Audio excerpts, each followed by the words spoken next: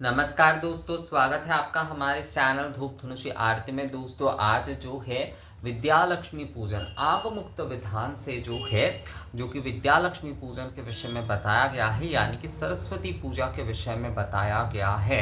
आगमुक्त विद्या लक्ष्मी पूजन या फिर सरस्वती पूजा जो कि है द्विभुजा सरस्वती। आगमुक्त जो सरस्वती पूजा मुख्य रूप से जो किए जाते हैं वो द्विभुजा सरस्वती यानी कि विद्या लक्ष्मी रूप में पूजन किया जाता है। तो चतुर्भुजा सरस्वती भी क्या, बहुत सारे लोग जैसे कि सवाल करेंगे कि चतुर्भुजा सरस्वती माँ की जो है क्या वो आगमुक्त पद्धति से पूजन नहीं किया जाता है? हाँ, बिल्कुल किया जाता है। वो भी जो है महासरस्वती रूप में ही जो है माँ की पूजन किया जाता है और वो भी आगमुक्त विधान से ही जो है वो किया जाता है। पर जो द्विभुजा विद्या लक्ष्मी के हम पूजन करते हैं वो पूर्णतः आगमुक्त विधान से ही जो है वो किया जाता है दोस्तों। तो उसमें जैसे कि माता की वागेश्वरी रूप में भी पूजा किए जाते हैं, वाग्वादिनी रूप जो होती है उसमें भी पूजन किया जाता है। तो जो विद्या लक्ष्मी पूजा है माता सरस्वती की, जो है माँ सरस्वती की जो रूप है ना, जो द्विभुजा माँ सरस्वती के जो रूप है वो विद्या लक्ष्मी के है। और विद्या लक्ष्मी के पूजन जो है वो आगमुक्त विधान से ही जो है वो किया जाता है। तो इसमें जैसे कि देखिए ध्यान में ही ना यहाँ पर कहा गया है, ध्यान के विषय में ही अगर हम देखें तो यहाँ पर ही कहा गया है, जैसे कितने सुंदरता से इसका वर्णन है कि सिद्धि प्राप्ति के लिए श्रेष्ठ साधक पूज्य प्रतिमा का ध्यान करे, उसमें आदि लक्ष्मी को सन्निहित समझे। लक्ष्मी मूर्ति का रूप इस प्रकार है। लक्ष्मी जी का मुख सुंदर है और नेत्र सौम्य है। सौम्य वक्ति आ सौम्य नेत्रा द्विभुजा चारुकुंडलम पद्मगर्भ अप्रभा कांतं मेघ आलया दाम मंडिता। अर्थात जो है दो हाथ है एवं कानों में सुंदर कुंडल है, अंगों की कांति पद्म गर्भ के समान है और दाम मंडित कर ध्वनि है। श्वेत मालांबराधरा, ये देखिए ये जो है ना, ये विद्या लक्ष्मी के, ये जो हम श्वेत रूप में माता सरस्वती के हम पूजन करते हैं, द्विभुजा माता सरस्वती के जो पूजन करते हैं विद्या लक्ष्मी रूप में जो है, वो जो है यहाँ पर देखिए हमारी लक्ष्मी तंत्र में इसका कितने सुंदरता से इसका वर्णन किया गया है। श्वेत माल्याम्बराधरा हार केयूर मंडिता सर्वलक्षण संपन्यांग पीनन्वत अघनस्तनी। अर्थात जो है वस्त्र और माला श्वेत है, गले में हार और बाहों में केयूर शोभित है। देवी सभी लक्षणों से युक्त है, उनके स्तन स्थूल ऊंचे और परस्पर सटे हुए हैं। तो ये जो है माँ सरस्वती के ये जो हम जो श्वेत रूप में जो है, असल में कर्पूरी वर्ण है, ये कुंद पुष्प की तरह वो कर्पूरी वर्ण के है। तो विद्या लक्ष्मी रूप में ही जो है हम उनके पूजन करते हैं। तो श्री पंचमी के दिन माँ सरस्वती के जो हम पूजन करते हैं ना दोस्तों, द्विभुजा माता सरस्वती के जो है वो विद्या लक्ष्मी रूप में ही हम करते हैं। और क्योंकि हमारा पूजन सकाम है तो इसलिए हमें माँ की द्विभुजा इस विद्या लक्ष्मी रूप के ही जो है पूजन करना चाहिए। सौभाग्य के लिए जो है, देखिए हम पढ़ाई लिखाई हो या फिर कोई कला विद्या के लिए, सौभाग्य के लिए ही जो है माँ की पूजन करते हैं। निष्काम पूजा तो हम करते नहीं हैं। तो सकाम रूप में जब हम पूजन कर रहे हैं तो विद्या लक्ष्मी की ही पूजन हम करेंगे, जिससे सौभाग्य की प्राप्ति होती है। इसमें पूजन कैसे करना है? सर्वप्रथम जैसे ध्यान करना है माता के, उसके बाद जो है आवाहन करना है। देखिए जो शुद्धि आदि है यहाँ पर मैं और अलग से कुछ बता नहीं रहा हूँ। इसके पहले जैसे कि कुछ जो है शुद्धि आदि के विषय में खासकर जो यहाँ पर कहा गया है, और ये जो भी सारे विषय है ना, ये शुद्धि आदि का विषय इसमें जो है कुछ कुछ दिया गया है। तो इसके विषय में जो है देखिए, लक्ष्मी पूजा माता सरस्वती के जब हम पूजा कर रहे हैं तो सरस्वती नमः ही बोलेंगे हम, जो है श्री श्री शारदा सरस्वती नमः बोल के ही पूजन करेंगे। और साथ में अलग से लक्ष्मी नारायण पूजा भी जो है वो हमें करना ही है। तो यहाँ पर शुद्धि में देखिए ये कहा गया है, अगर आप लोग कर रहे हैं पूरे नियम अनुसार तो इसलिए मैं बता दे रहा हूँ उपचार के पहले जो है। तो यहाँ पर स्थान शुद्धि के विषय में कहा गया है, भूत शुद्धि के विषय में कहा गया है, द्रव्य आदि शुद्धि के विषय में कहा गया है, और जो है जो शरीर में पंच तत्वों का स्थान जो है उनका ध्यान चिंतन करने के विषय में कहा गया है। और उसके बाद जो है अंगन्यास, करन्यास, हस्तन्यास जो है, विग्रहन्यास। विग्रहन्यास जो होता है ये असल में जो जीवन्यास आदि होते हैं। मतलब विग्रह में हम जो पूजन कर रहे हैं तो जो जीवन्यास होते हैं वो कर लेना होता है जब हम विग्रह प्रतिष्ठा करके पूजन कर रहे हैं, तो ये सारे आपको करना है। और जो है मानसिक आधार में आपको जो है पूजन करना है, यानी कि मानस पूजा आदि आपको करना है, लक्ष्मी नारायण की पूजा आपको करना है, और फिर जो है अष्टादश जो उपचार है यानी कि 18 उपचार से जो है आपको माता की पूजन करना है। तो उसमें आपको सर्वप्रथम ध्यान करना है, उसके बाद आवाहन करना है, उसके बाद जो है आपको आसन जो है वो आपको देना है, और उसके बाद पुष्पार्पण पुष्पार्घ जो है वो आपको देना है। लक्ष्मी तंत्र में यहाँ पर कोई विशेष अर्घ आदि के विषय नहीं कहा गया है, ना ही दानार्घ के विषय में कहा गया है। यहाँ पर मुख्यतः पुष्पार्घ के विषय में ही कहा गया है। इसके बाद जो है पाद्य देना है, इसके बाद आचमनीय देना है, इसके बाद जो है स्नानीय देना है, इसके बाद परिधान आदि के जो है वस्त्र आदि देने हैं, उत्तरीय वस्त्र आदि देने हैं। इसके बाद जो है जो श्रृंगार आदि की सामग्री आदि है वो सारे आपको देना है।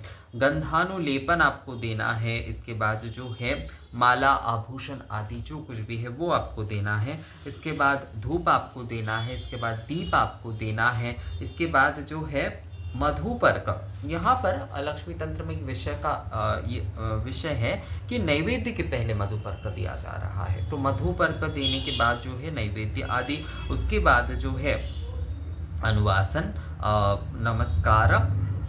नमस्कार निराजन, ये एक विषय आ जाता है कि अनुवासन के बाद, अनुवासन जो है सुगंधित द्रव्य जो है वो अनुवासम समर्पयामि, यहाँ पर कहा गया है जैसे अनुवासम समर्पयामि। इस प्रकार से जो है अनुवासन देने के बाद नमस्कार निराजन, पुष्पांजलि और पूजा समर्पण, इस प्रकार से जो है 18 उपचार से जो है आप माता की पूजा कर सकते हैं, अगर विशेष उपचार से आप पूजन करना चाहते हैं। और देखिए दशोपचार में भी आप पूजन कर सकते हैं, दशोपचार धूपोपचार में भी आप पूजन कर सकते हैं। केवल जो है गंध पुष्प धूप दीप नैवेद्य से भी जो है पूजन किया जा सकता है। और जो लोग बहुत सारे मुझे जो है हॉस्टल से बोल रहे हैं कि दादा हमें सच में इतना सब कुछ समझ में नहीं आता है और हम कर भी नहीं पाएंगे इतना सब कुछ, तो आप एकदम सरलता से हमें बता दीजिए। तो एकदम सरलता से जो है गंध पुष्प से जो है गंध पुष्प से पूजन करें, धूप आदि निवेदन करें, उसके बाद जो है भोग आदि आप माता के सामने रखते हुए जो है प्राणाय स्वाहा त्वदीय वस्तु भगवती तुभ्य में समर्पयेत गृहान सम्मुखो हुत्वा प्रसीद परमेश्वर, ये बोलते हुए प्राणाय स्वाहा पानाय स्वाहा व्यानाय स्वाहा उदानाय स्वाहा, ये आप जो है भोग आदि वो आप निवेदन कर दीजिए। आप धूप भोगो या फिर जो कुछ भी आप दे रहे हैं मिठाई आदि जो कुछ भी। कुछ दिन पहले बीएचयू से एक जन ने मुझे जो है कहा, तो उसने मुझे बहुत एक सुंदर सा विषय कहा कि दादा हमारे यहाँ पर बहुत ज़्यादा जो है ना लौंग लता जो होता है वहाँ पर मिलता है। हाँ बनारस में ना बीचू के पास बहुत मिलता है वो वाला। तो उसने मुझे कहा कि दादा क्या उसका भोग लगा दे आज जो सरस्वती पूजा के दिन जो है। तो हाँ बिल्कुल लगा सकते हैं, कोई समस्या बिल्कुल नहीं है। उसके साथ साथ अगर धूप भोग आदि और एक नारियल आप फल एक आप देते हैं तो बहुत अच्छा होता है। हमेशा कोशिश करिए कुछ फल हमेशा जो है एकदम जो है मतलब गोटा फल जिसे कहा जाता है एकदम बिना काटे जो है वो फल आप जो है ना अवश्य एक अगर कम से कम हो तो वो ही दे। नारियल कम से कम आप रखिए ही, और नारियल अगर आप के लिए संभव नहीं हो रहा है तो जो भी एक फल कम से कम जो है आपको देना चाहिए पूजा में हमेशा। और धूप नैवेद्य कर रहे हैं या फिर कोई भी आप भोग आदि दे रहे हैं तो फल आपको एक जो है गोटा वाला आपको देना चाहिए। ये ना बहुत सही होता है, ये बहुत सही होता है। तो आप जो है गंध पुष्प से पूजा करते हुए धूप आदि निवेदन करते हुए इस प्रकार से नैवेद्य भोग आदि जो कुछ भी आप दे रहे हैं वो आप इस प्रकार से, जैसे मैंने आपको कहा कि त्वदीय वस्तु भगवती तुभ्य में समर्पय गृहाण सम्मुखो भूत्वा प्रसीद परमेश्वरी, ये कहते हुए प्राणाय स्वाहा पानाय स्वाहा। आप मुद्रा नहीं दिखा पा रहे तो कोई बात नहीं है, आप जो है जल लेकर घुमाकर भी जो है प्राणाय स्वाहा बोल के जो है उस जल को जो है ताम्र पात्र में आप छोड़ दीजिए। और उसके बाद जो है फिर से जो पानाय स्वाहा व्यानाय स्वाहा उदानाय स्वाहा इस प्रकार से जल घुमाते हुए जो है आप दे दीजिए। और उसके बाद जो है बहुत समय लेकर जो है आरती करिए, बहुत सारा समय लेकर आरती करिए, मतलब आधे घंटे हो, कम से कम 20 मिनट तो आपको आरती करना ही चाहिए। बहुत अच्छे से जो है आप आरती करिए। और आरती करते हुए देखिए, कई लोग मुझे कहते हैं कि दादा क्या शंख घंटी आदि से आरती करना चाहिए या फिर जो है आरती गायन करते हुए। आपको अगर आरती गायन करते हुए जो है आपको आरती करना है, वो अगर आपके लिए बहुत ज़्यादा सरल लगता है और आपके भाव के लिए भी जो है वो अगर सही हो रहा है, तो आप वो करिए, कोई समस्या उसमें नहीं है। मैं जैसे कि ज़्यादातर जो है शंख घंटी आदि से ही जो है आरती करने के विषय में कहता हूँ। आपके वहाँ पर अगर कोई है तो उसे उन्हें आप कहिए कि कम से कम शंख जो है वो बजाए, या फिर आप आरती करने के शुरू में जब आरती कर रहे हैं तो शंख ध्वनि के साथ जो है आरती शुरू करिए, और जब आपका आरती पूर्ण हो जाए तब आप शंख ध्वनि करते हुए जो है प्रणिपात करिए। तो इस प्रकार से भी जो है आप सरल तरीके से, ये जो है एकदम सरल तरीके से आप जो है आप पूजा कर, माँ सरस्वती की पूजा जो है वो आप कर सकते हैं। यानी कि गंध पुष्प आदि से पूजा करते हुए, धूप निवेदन करते हुए, जो भोग आदि है वो आपने निवेदन कर दिए, और उसके बाद जो है आपने आरती कर लिए। तो इस प्रकार से भी जो है आप अपनी पूर्ण पूजन जो है वो कर सकते हैं दोस्तों। तो खासकर ये जो हॉस्टल आदि में रहते हैं ना, जिनका ये विषय है कि दादा हम सहजता से किस तरह से पूजन करें, तो बिल्कुल इस तरीके से ही सहजता से जो है आप लोग पूजन कर सकते हैं। तो मुझे लगता है विषय आप लोगों को समझ में आ गया है कि किस तरीके से श्री पंचमी के दिन जो है सौभाग्य प्राप्ति के लिए आप लोगों को माता सरस्वती के पूजन करना है, विद्या लक्ष्मी रूप में माँ की पूजन करना है। आप लोग जो लोग भी मुझसे ये सवाल करते कि दादा हम चित्र में करें या फिर जो है हम अगर जो है विग्रह लेकर हम पूजन कर रहे हैं तो क्या हमें द्विभुज में करना चाहिए या फिर जो है चतुर्भुज में करना चाहिए। देखिए, मैं आप लोगों को कहूँगा, मैं व्यक्तिगत तौर पर ये कहूँगा, क्योंकि हमारा ये पूजन जो है ये सकाम होता है, हम विद्या प्राप्ति के लिए कर रहे हैं।